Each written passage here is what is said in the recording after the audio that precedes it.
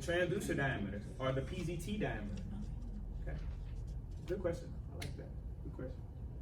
All right. So the depth that marks the beginning of the focal zone, guys, is 6 centimeters right there.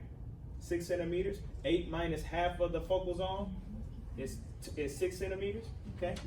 Depth that marks the end of the focal zone, guys, 8 plus 2 centimeters is going to be 10 centimeters.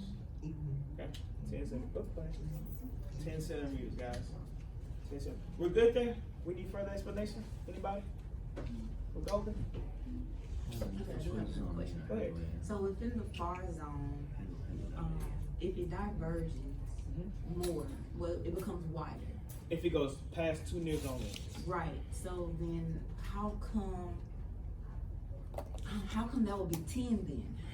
You added Because I'm adding. I get the math, but I'm saying, but if it, because we're considering that to be an entire, I guess what, 12 millimeters on this end too, correct? What, right here? Right, This would be 12. This would be 12 millimeters. Right. So it would be 12 millimeters minus the 2 from the. No, we're doing depth, not transducer diameter at this point. You got to be careful what the question is asking you.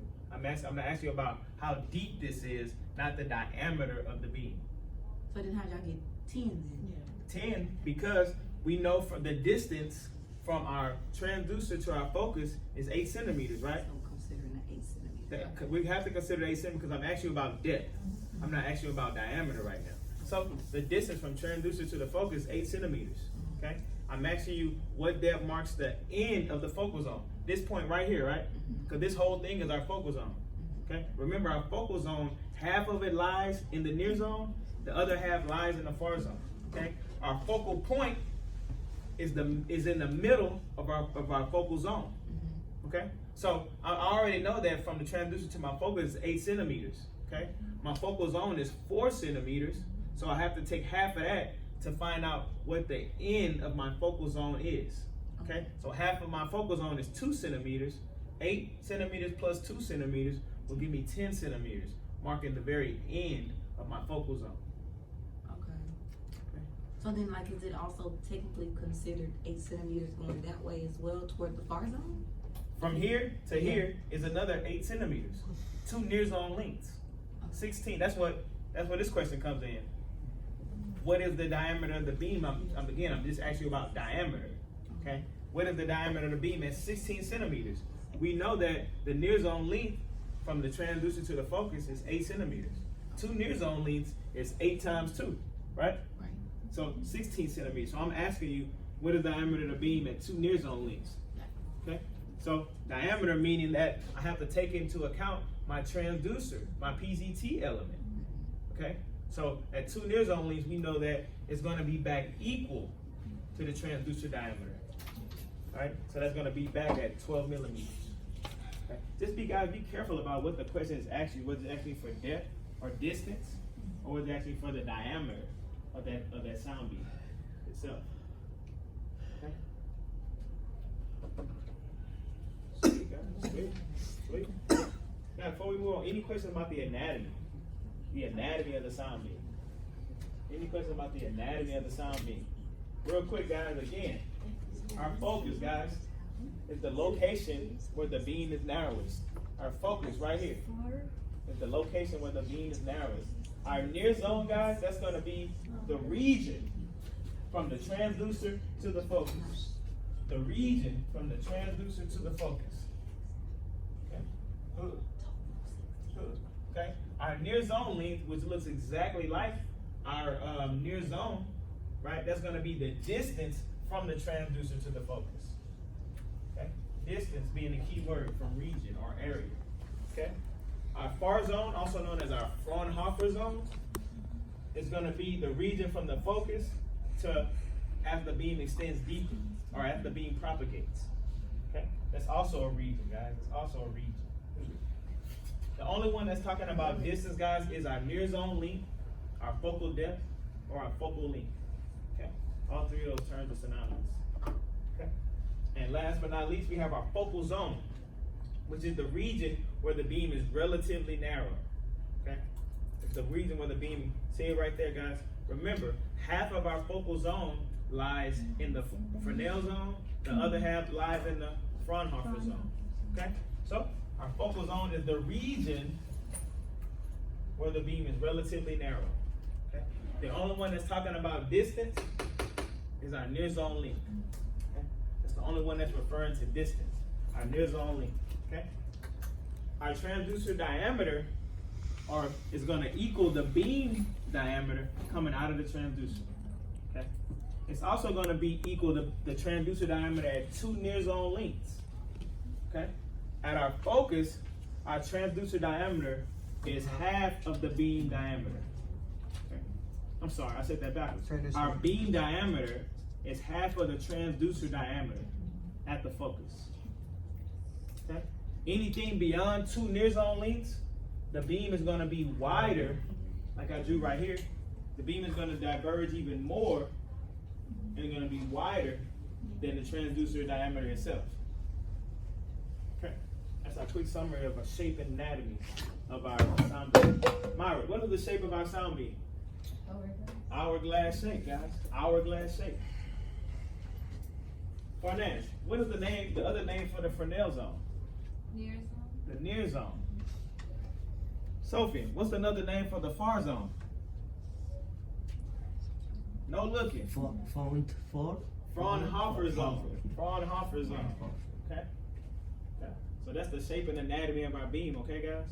Boom. We want a quarter of the way done with this. Even more than that, because Hume's principle is only, I can explain that real quick. All right? So, guys, let's talk about determining our focal depth. How do we determine our focal depth? Remember, back in the days when ultrasound first started, the focal depth, it wasn't adjustable, right? It wasn't adjustable. It was fixed. It was based on two things. Based on two things. So, again, our focal depth, remember, guys, focal depth, that's the distance from the transducer to the focus. Okay? Also known as our focal length or our near zone length. Guys, now, because we have advanced technology, the tech is allowed to change the location of the focus. It's a beautiful thing. Imagine if you couldn't adjust that, right? Then you would have half your image would be good, the other half would be bad, or we'll be changing transducers a lot. Okay? Because we're trying to get the one with the deeper focus a lot of times. All right? So adjustable focus systems are called phased array systems. Okay? Adjustable focus or multiple element systems are called phased array transducers. Okay? Chapter 12, when we end this semester, we're going to be ending on transducers, different types of transducers. Okay? We already know the basic components of a transducer. Then we're going to talk about the different construction of a transducer. All right? The characteristic of the PZT is determined by two things, guys. And remember, we're talking about a continuous wave, single element, unfocused sound beam right now, right? We're not talking about our transducers we have in the lab, okay, that are phased array, multiple elements, adjustable focus systems. Okay. So the two things that determine the depth of the focus is going to be the transducer diameter and the frequency of our sound. That's also going to determine the amount of divergence in our beam as well. Those two things. Hence why I have the transducer diameter and frequency on both of those. Okay? Transducer diameter and transducer frequency are going to determine the focal depth and the amount of beam divergence. Okay? We're going to talk about those relationships. All right? So transducer diameter and focal depth, how are they related, guys? They're directly related. Okay? Transducer diameter and focal depth are directly related. A large diameter results in a deeper focus. Okay? See, we have a larger diameter sound beam. Our focus is going to be deeper. You see that, right? You might see that how long. This is why I was telling you, Sophie, that won't always apply, because it depends on the diameter of our sound beam and the frequency coming out of that transducer. Is going to determine the depth of that focus. Okay? So just remember, guys, transducer diameter and focal depth are going to be directly related. Okay. Directly related.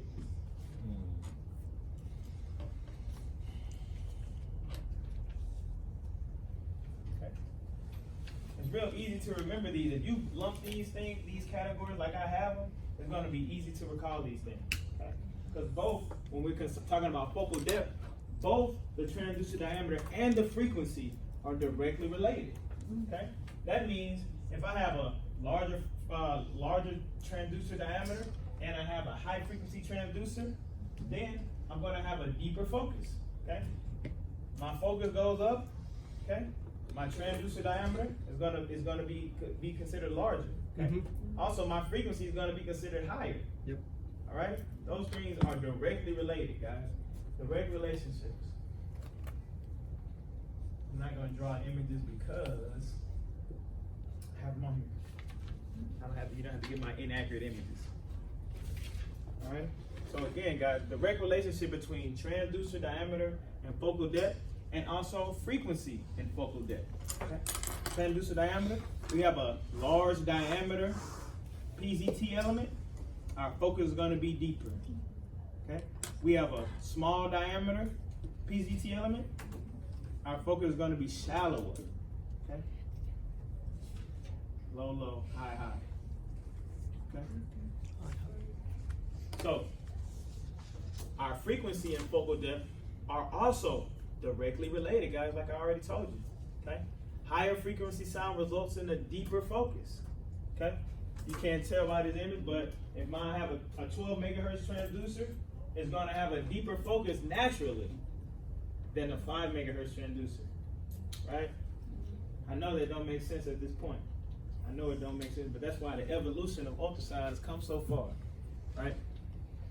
Okay, but I want y'all to know these as facts.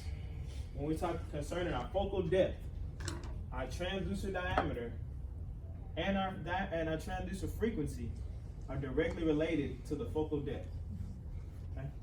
The higher my transducer frequency, the larger my transducer diameter, the deeper my focus is going to be. Okay? All right. But that's not the same as the higher the frequency, the shallow. No, I'm coming to it. Be patient with me, bro. I'm coming to it. I'm coming to it. Right now, I want you to understand that those two things are directly related to the focal depth. Directly related to the focal depth. Transducer diameter and frequency directly related to the focal depth. Okay? So, if I have, I'll get to it because I do have a little review question. All right? So, with a shallow focus, guys, direct relationship. Shallow focus, that means my transducer diameter is going to be small, my frequency is going to be lower. Okay? Right here. Small diameter PZT, shallow focus, lower frequency. Right here. Small diameter, shallow focus, also lower frequency, with a also is going to produce a shallow focus. Okay? Our deep focus is going to be attributed to having a larger diameter PZT element, okay, and a higher frequency sound. Okay? So we want to have a very shallow focus, then we probably need a small diameter PZT element and a lower frequency transducer. Okay? Don't make sense to how we do ultrasounds, right? Because we usually use high frequency transducers for superficial structures. And I'm coming to it. I'm coming to it. But you still want me to memorize that? Yeah, I mean, absolutely. This is exactly how I want you to know it right here. Because these are ultrasound physics rules right here. Ultrasound physics rules. Remember I said that's how artifacts are produced, because when stuff goes against the ultrasound physics, then we get artifacts on our images. Okay? So again, focal depth directly related to transducer diameter and transducer frequency. Yep. All right? So, that makes us wonder, why are we doing ultrasound the way we do them? This is one of my favorite memes right here, guys. I use this face all the time. All right? Since high frequency transducers use the image superficially, which we normally use a 12 megahertz transducer to do a thyroid, right? Which is right at the throat, but we use a 5-frequency transducer to do an abdomen, right? It don't make sense. It goes against all our rules from the physics standpoint. It's like, what the heck is going on, right? Okay. So higher frequency sound creates a deeper focus. Those are the rules to ultrasound physics, right there. Okay. Companies who make the transducers overcome this by making transducers with very small diameter, high frequency crystals. Okay. Even with high frequency sound and extremely small diameter, displaces the focus shallower. This combination creates clinically useful transducers. So even though high frequency sound creates a deeper focus, we wouldn't really want that, right? So what they do to combat that is, that's why we have phased array transducers, multiple element, adjustable focus transducers, because now they're cutting one PZT, instead of it being one dish-shaped PZT, they're cutting that PZT into hundreds of little pieces. That's each gonna produce their own sound beam. Okay? Those smaller sound beams are also gonna create a shallower focus, which is what we need for superficial structures, right? Okay? Which is why we don't use single element transducers when we're talking about diagnostic ultrasound. Okay? So that's how they combat that, because higher frequency sound is gonna produce a deeper focus. They're gonna make that one PZT element hundreds of smaller little bitty PZT elements. The smaller diameter PZT is gonna produce a shallow focus, right? So that's how we do this in diagnostic ultrasound. Oh, so everything you just said in physics is on the PZT. Yeah, that's the most important part of ultrasound, the PZT element. Without the PZT element, we don't have an image. Did that light bulb just go? Awesome. But that's how we combat that, guys. Because I know when you read it, it's like, man, that don't make sense at all.